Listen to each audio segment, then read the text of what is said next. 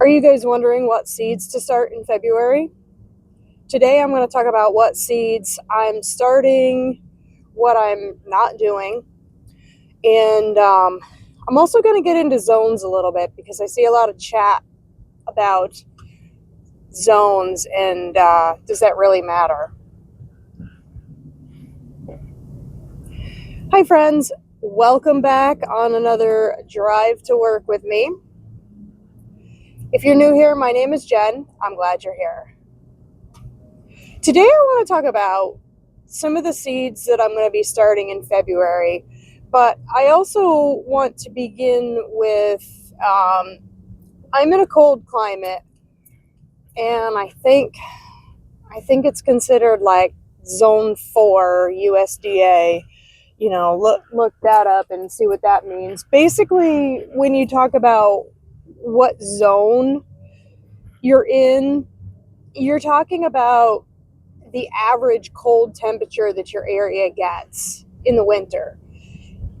That doesn't have anything to do with when your first frost date is and when your last frost date is. And that's important for when you're growing vegetables and, some annual flowers.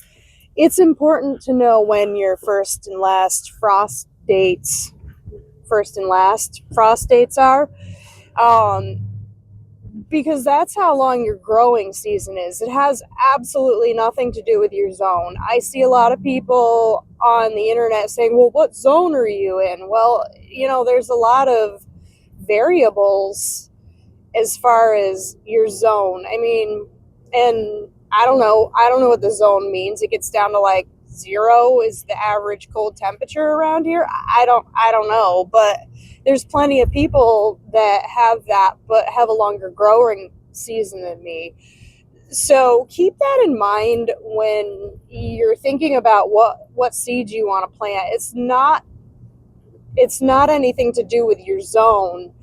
What you can do is Google your zip code and Google last frost date, and that'll give you a rough estimate of when your last frost date is going to be. Around here, it's generally mid to the end of May. A lot of people, generally around here, we say, oh, we don't put our tomatoes out until a lot of people don't put their tomatoes out until after Memorial Day. And that's kind of like the general rule of thumb around here.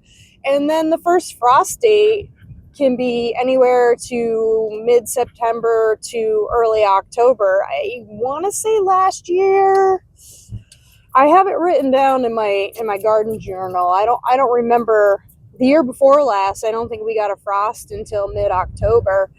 I don't remember last year, but that determines what your growing time for your plants actually is. It has nothing to do with zone. So when I think about when my last frost date is going to be, I want to pick seeds that I definitely don't want to plant tomatoes in February because I have multiple months, and planting them now, they're going to be extremely leggy. I mean, the ones that I have in my cold room that I rooted and kept over winter are very leggy, and they need to be chopped back so that they can grow out so I can propagate them. And that's what I'm going to try to do with my tomatoes. So the question of what I'm planting in February is not a real lot. I didn't plant a real lot in January. I pretty much just planted things that take a very long time.